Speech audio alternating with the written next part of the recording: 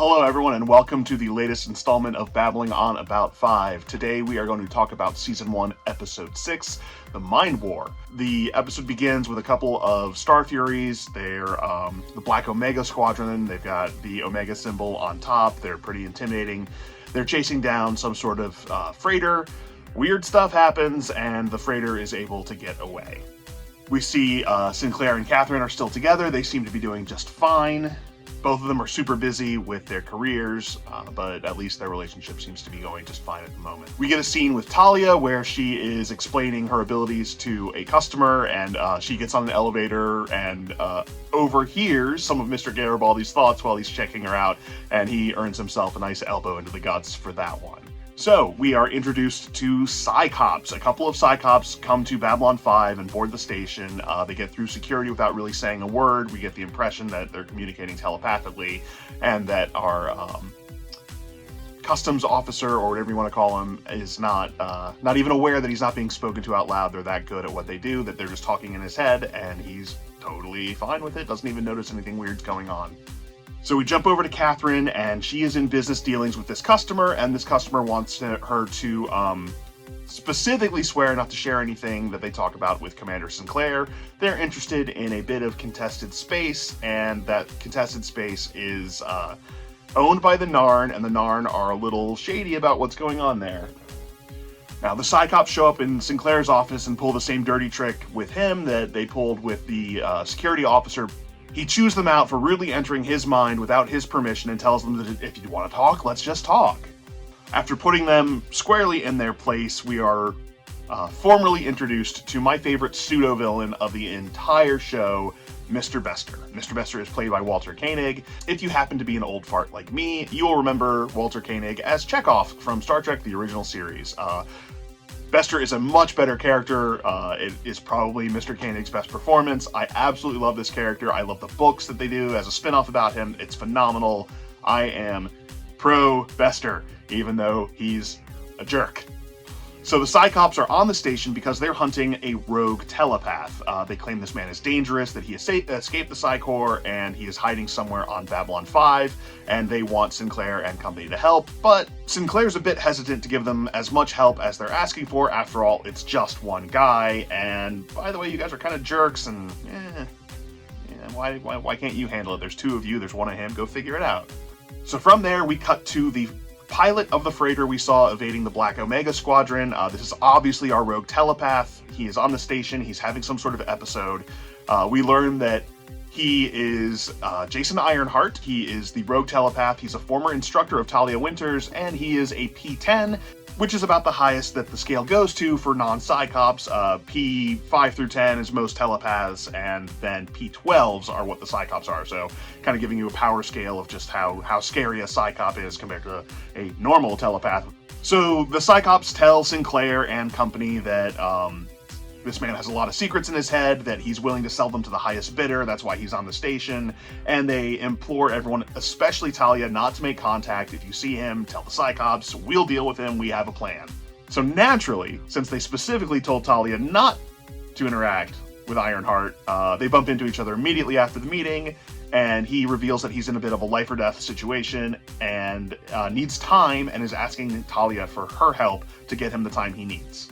Meanwhile, Ambassador Jakar is trying to talk Catherine out of checking out her new stake at Sigma 957. He says that this is a dangerous and bizarre part of space. Of course, she thinks the Narn are up to something, that they're trying to keep her away from this claim for their own reasons, at which point he warns her that, no, there's something seriously weird going on at Sigma 957. Oh, and by the way, I know you might think a certain thing about me from things you've heard, but I've been here a while, and let me tell you, no one on this station is entirely what they may appear to be at the surface level.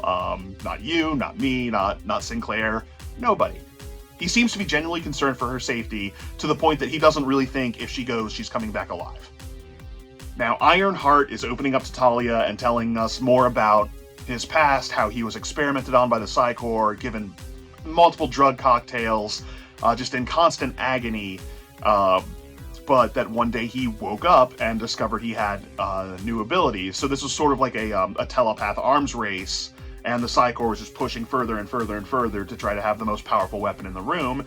And what they were really trying to do was to develop the first stable telekinetic. He says that some people have manifested telekinetic abilities, about 1 in 1,000 telepaths, but they're all mental cases. They cannot function in the world. So the Psi Corps is trying to make essentially the perfect assassin. Like, you just, with your mind, pinch someone's artery closed and they die, and then there's no evidence of any ill will, any malicious intent. It was, oh, the guy just died. Kind of a scary power when you think about it. So after Ironheart goes into great detail with Talia about everything that the Psi Corps has been doing to him, we jump back to Command and Control, and we get sort of our first pissing contest, first of many, between Bester and Garibaldi. They have a long road ahead of them. We also learn from a conversation that the Psychops have with Sinclair that they have sort of a mental shutdown code that's been hard-coded into Ironheart's brain. Also, we learn that Catherine completely disregards all warning and decides to go off to Sigma 957 anyway. Then we jump over to Jakar, who is asking his government to send warships to the area. So at the end of Ironheart's conversation with Talia, he has some sort of episode and is able to mentally lock down parts of the station, some sort of force field that he's able to generate with his mind, and no one seems to be able to get in or out of it. Now, Talia comes to one of the entrances and requests an audience with him, says that she needs to talk to him, so he allows her to come in, and they begin talking about what's going on.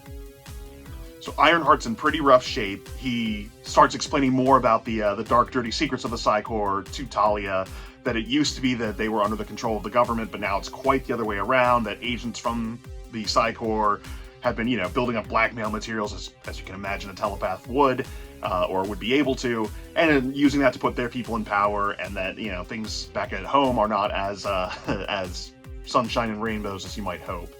So Catherine gets to Sigma 957 and launches a probe, and then we see some weird anomaly in space and immediately jump back to other parts of the story back on the station.